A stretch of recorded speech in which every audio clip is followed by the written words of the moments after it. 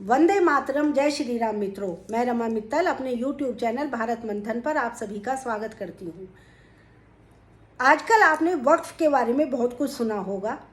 कहीं भी आप निकल जाइए, किसी भी नुक्कड़ में, किसी भी गली में तो आपको वक्फ बिल के बारे में अक्सर लोगों को चर्चा करते हुए लोग कहीं ना कहीं दिख जाएंगे, सुनने को आपको मिल जाएगा।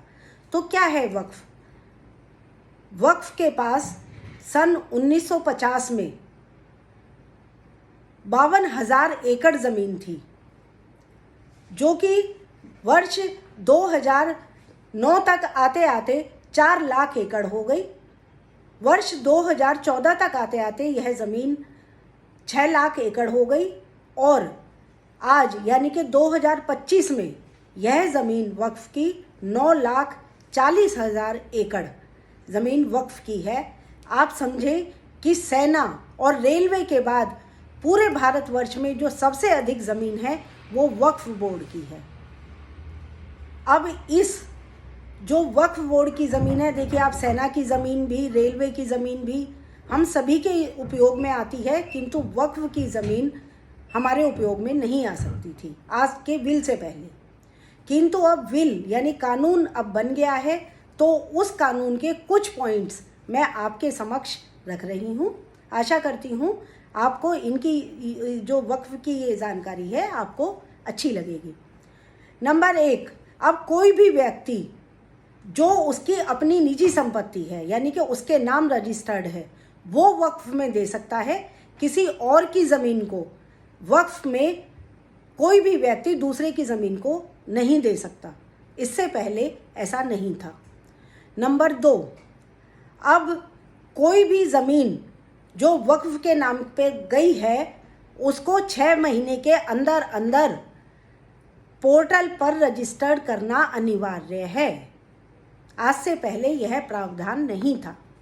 नंबर 3, अब वक्फ उल औलाद के तहत महिलाओं को भी उत्तराधिकारी माना जाएगा। आज से पहले यह भी प्रावधान नहीं था। नंबर 4, अगर वक्फ किसी भी सरकारी ज़मीन को यह कहता है कि यह ज़मीन मेरी है किंतु उसके कागज़ नहीं हैं, तो केंद्र अथवा राज्य सरकार किसी भी अधिकारी को जो कि डीएम रैंक से ऊपर का लेवल का अधिकारी है उसे नियुक्त करेगा, मनोनीत करेगा, जो कि पूरी जांच करके उसकी रिपोर्ट सरकार को सौंपेगा। नंबर 5, अब केंद्रीय वक्फ परिषद में 2 व्यक्ति गैर मुस्लिम और 2 महिलाएं जो कि मुस्लिम होंगी, अनिवार्य रूप से उनको मनोनीत किया जाएगा। उसके अलावा जो सांसद या जज होंगे उनका भी मुस्लिम होना अनिवार्य नहीं है। नंबर 6, अब कोई भी वक्फ ट्रिब्यूनल के खिलाफ कोई भी व्यक्ति अगर वक्फ के फैसले से वो सहमत नहीं है, संतुष्ट नहीं है व्यक्ति, तब वो किसी भी अदालत में जाकर अपनी याचिका दायर कर सकता है। इससे पहले ऐसा प्रावधान नहीं था, क्योंकि वक्फ को ही सरकार कचहरी से ऊपर माना जाता था, अदालतों से ऊपर माना जाता था। नंबर 7, अब राज्य सरकार अथवा केंद्र सरकार वक्फ की ज़मीन को या ज़मीन खातों को ऑडिट करा सकता है।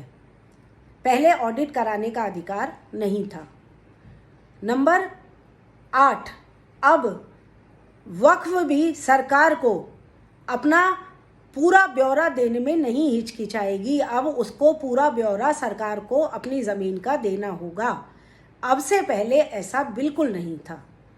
इस तरह से ये छोटे छोटे पॉइंट्स के द्वारा मैं आपको इस बिल के बारे में समझाने का मेरा उद्देश्य था, और मुझे लगता है शायद आप लोग समझ भी पाएंगे, जिससे कि इस बिल के आने से जो हमारे गरीब मुसलमान हैं, पसमानदा मुसलमान हैं, उनको भी समान अधिकार मिलेगा। महिलाएं भी, क्योंकि इस परिषद की सदस्य होंगी, उत्तराधिकारी होंगी, तो उनको भी अधिकार मिलेगा, जिससे कि उनकी दशा में और सुधार होगा। इस तरह से यह बिल मुस्लिमों के हित में हर लिहाज से है। आशा करती हूँ आपको मैं छोटे छोटे पॉइंट्स के द्वारा इस बिल को समझाने में सफल हुई हूँ। धन्यवाद।